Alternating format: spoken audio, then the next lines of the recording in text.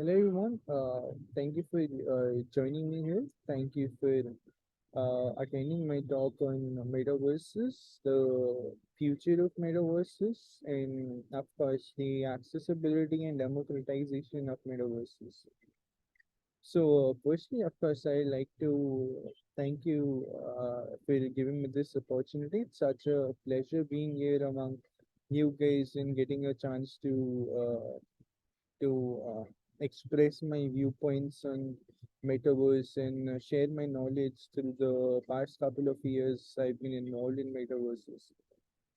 So I'll quickly start off by sharing my screen and just I'll put out a small presentation that I've built for this event and just a few scribble of thoughts and how what my certain viewpoints on some certain way ahead are.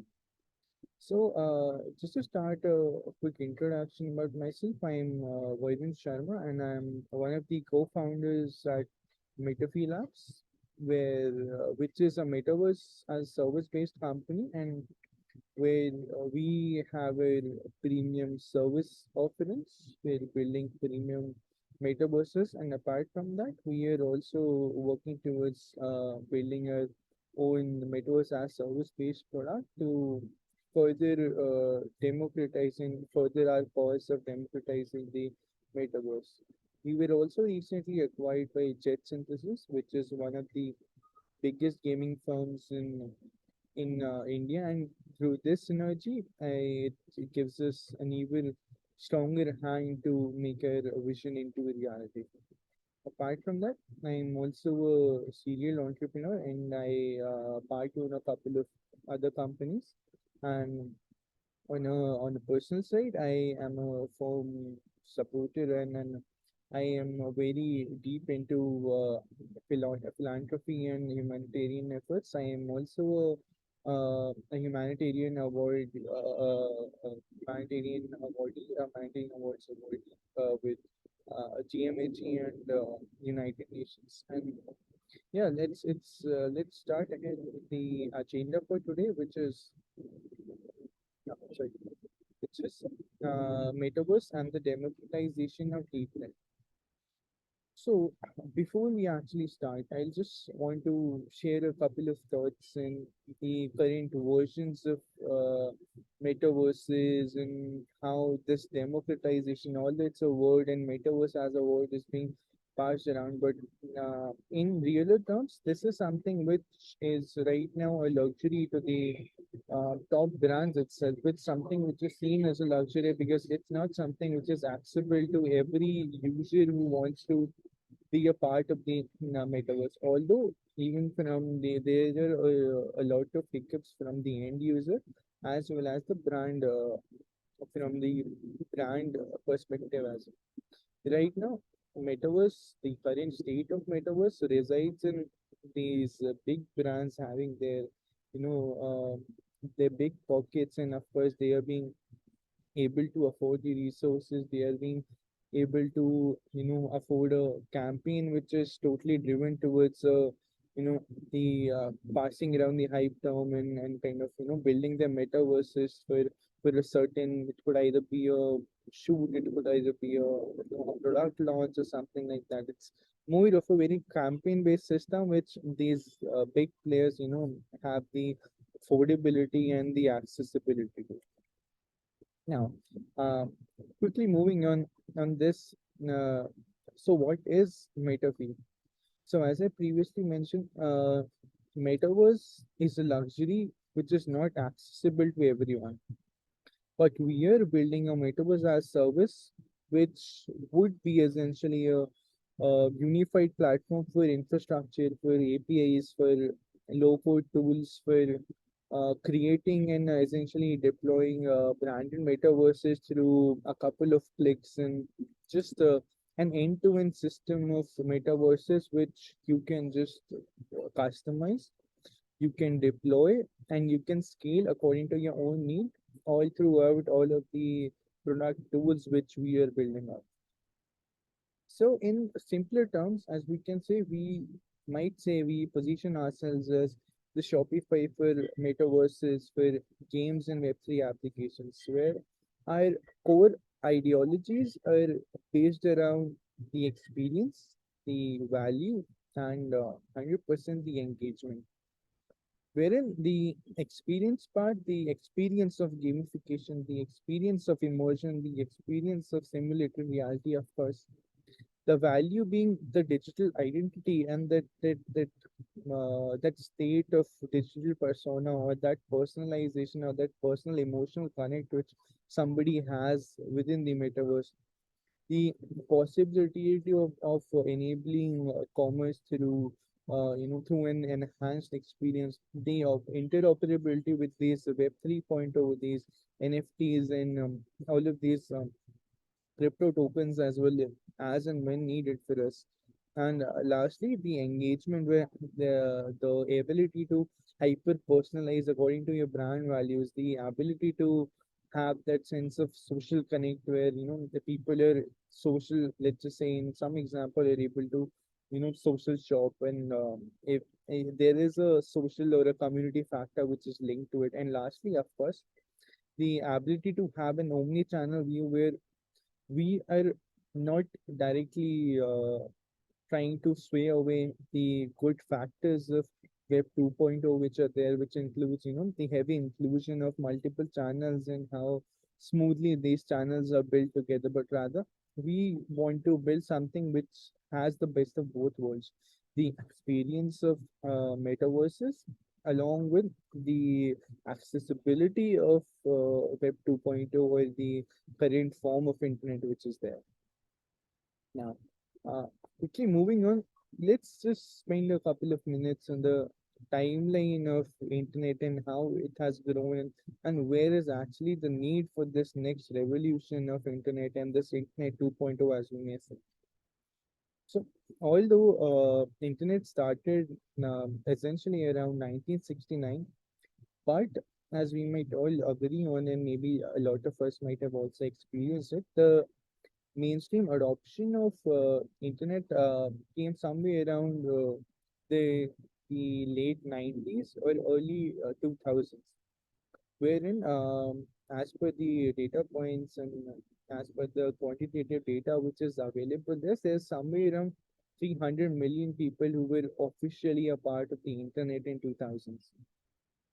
So when we say a part of the internet, this also includes being involved in one form or the another. It could either be just through emails. It could either be through some blogs, or just one way HTML pages which were non-interactive, and they were just a flow of information which was just unidirectional. And now, as we see in 2022, in the current state of internet, there are somewhere around 5 billion people who are online. And again, looking at this graph of the history of web, how it has grown from 1990 to actually 2020 or 22, or where is it right now? The first focus was based around a unidirectional viewpoint, wherein there were basic HTML and emails which were transferred and which were passed around. The second web movement, which was massively popular and gained its mainstream adoption in almost around 2000s. It was more information centric, and it was something which brought about that dual connection and that bi-directional connection between the users and the end websites and the pages which are hosted out. Now, as it's seen in 2020 plus, the Web3 is something which is more user centric, where it's more focused around the security, the experience, the privacy, the decentralization. And throughout all this, throughout the timelines of internet which we have seen, is in the past 2 decades, the internet has grown to to a huge extent, from 300 million people to 5 billion people, to everybody now being a part of in one way or another being a part of internet. But there has been a certain bit of stagnancy when it comes to how internet has iterated over the years, or how internet has grown over the years. I mean, apart from the community of the people involved, but more from the experience and the immersiveness which which was more kind of involved. So as the first revolution kind of brought in when there was a two-way exchange, and hence people felt a need to interact, and people kind of felt a need of personalization because they had a voice. But since the past 2 decades, this has been more or less been the same. And when we talk about the need where metaverse would actually bring about a change, and metaverse is actually the need of the hour, is this transition in the immersiveness, the personalization, and the need for people actually being involved and immersed in what they are actually experiencing, rather than that thing just being something which is just a bit dynamic in the sense of experience, to a sense where they are involved in what they are doing into in the internet, and they are responsible for what they are doing into the internet, and that done through an experience where they are living the moment as it happens. And as I personally see it, this current era is the 2000s of metaverse, wherein it is something which has started kind of gaining traction. Now, of course, internet grew massively after the iPhone was released, because it brought about that mobile revolution where you were able to use internet into your mobile as well. And progressively, how I see metaverse is also kind of aligned to grow within the next 5 to 10 years. Within this decade, there would be massive changes, there would be massive developments, and through like companies like like even putting Metaphy Labs in the picture again, through companies like us which are focused around revolutionizing rather than riding the hype, and rather than actually being just a part of a very transient process. We are more focused on the persistence of this technology, and a few a dozen more companies like us is something which would shape the future for tomorrow, and the adoption of metaverses and the accessibility of metaverses.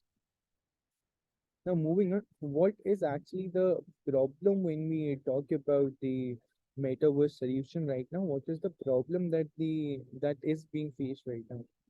So firstly, first and foremost, the metaverse is actually quite complex to build and manage. It demands a lot of infrastructure costs. It demands a lot of, high-end resources which are needed, and it demands a lot of money. And of course, the cost requirement is huge, which is practically impossible for, a small medium enterprise, or even a solopreneur, or even some medium level brands and businesses to kind of enter into the metaverse.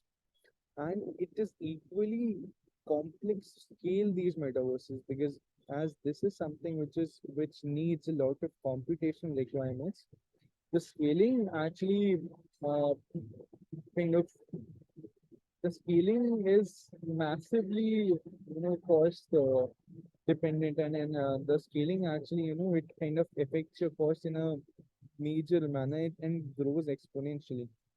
And to the limited interaction and accessibility to metaverses which is currently there, that is being done through these 4 or 5 centralized third party platforms which are there.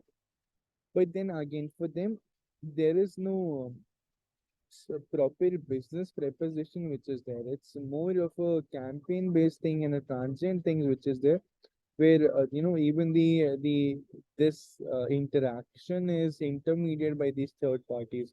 There's no ownership over the data, there's no ownership over the content, there is no certain ways to measure these business KPIs, there's no certain way to align these things into your business model, into their business strategies, rather than just this thing being a small display of their any marketing campaign. the longer term view of in kind of enabling metaverse into their business strategy and potentially having a persistent system of metaverses which is being used all across every platform. That is something which is not there right now. And lastly, of course, there in terms of the revenue generation, there are very reduced margins because of these platform commissions, these fees, and of course them being the intermediators and controlling all of the how the cash is flowing, how the revenue is flowing, and limited, limited ways of revenue generation at this point. So as we have just talked about the problem, what according to me personally is something which would be the solution. So when I talk about the solution of this, and again the need of the hour, which is metaverse access globally, and how does this happen? So as you might know, although metaverse and the biggest barrier is the computation and the render requirement, which is needed to have that experience in us. And how does this mass accessibility and how does this mass adoption take place? So, just going through these couple of pointers which I put out. So, first of all, we need to have an access through mobile and web portals, because in most of these places, apart from these first world countries, in most of the third world countries and some geographical places which do not have all of these access to all of these resources, for having an expectation, or for having a device which is capable enough to render the whole metaverse onto your system, that is something which seems like a major entry barrier into the metaverses. And with the seamless integration with mobile channels and web channels, I think that is something which would bring about a mainstream high points or mainstream inclusion into the metaverse. And secondly, of course, right now there needs to be a frictionless and a simple user journey. Right now, the user journey for any user to actually have an access to metaverse is something which is very complicated, and it has a lot of hiccups and a lot of steps which are involved. And reducing the friction and making it as simple as just like 1 + 1 = 2 is something which is needed at this point. Additionally, there is no ease of discoverability when it comes to metaverse experiences.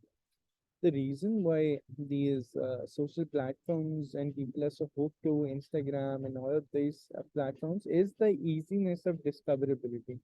Or how easy is it to discover things of their own interest, or how easy is it to discover and live these experiences. But again, right now in Metaverse, that is something which is not currently accessible, and that is something which is needed moving ahead. Apart from that, Metaverse is something which is seen in parallel to the real world. And us having the opportunity, or kind of us dealing with this in a way where, their real world is being replicated onto this virtual world, and kind of users having the opportunity to build their digital personas and live the life they have always wanted to live in the uh, in the real world, and having a proper mirror of who they are and who they want to be and how they want to be. This is something which is very much needed at this particular point. Apart from that, there is a need to have high interactability and a community based experience which is needed right now, because humans are known to be community or social animals, so they work well in communities. And the ability to have huge interactiveness and huge inclusion with their loved ones, with their friends, their family, and of course the people who share the same interest, that is something which would actually change the game when it comes to how metaverse is perceived.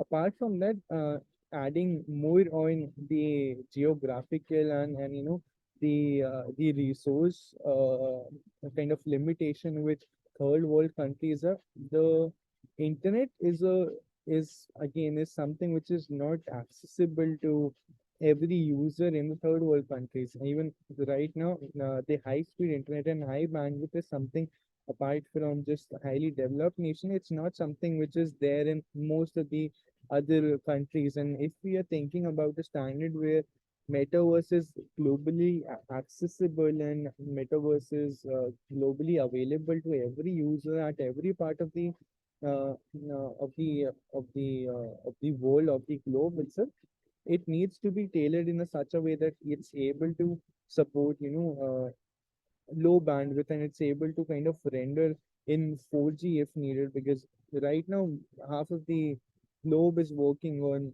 4G itself. And lastly, when it comes to payment, in most of these companies, the biggest deciding factor for people is the trust which is there into their payment channels, and of course the trust which has been built over a period of time. So the ability to have these interoperable channels of payment is something which would enable people to actually trust the form of the form of commerce which kind of takes place within the metaverse, and then it would trust the process that that what we are doing in this metaverse, all of the transaction or the economy which is going within this metaverse is something you know, which is being monitored by a trustable, you know, trustable agency which they have been trusting for the last decade, and of course, the possibility to having it interoperable with their, let's just say, if the decentralized tokens, or even if it's about the fiat currencies. So all in all, that was all, and that was all I had to mention in the terms of what my viewpoints in the metaverse are. I just shared some, how I think the next version of metaverse, or next inclusion of metaverse kind of looks like. I have also included how we at Metaphy and we as a team are kind of working very hard to make this thing into a reality. And lastly, thank you so much for bearing with me for almost around, I guess, 15-20 minutes now. And thank you so much for having me here. Hope to see you in the metaverse. Thank you.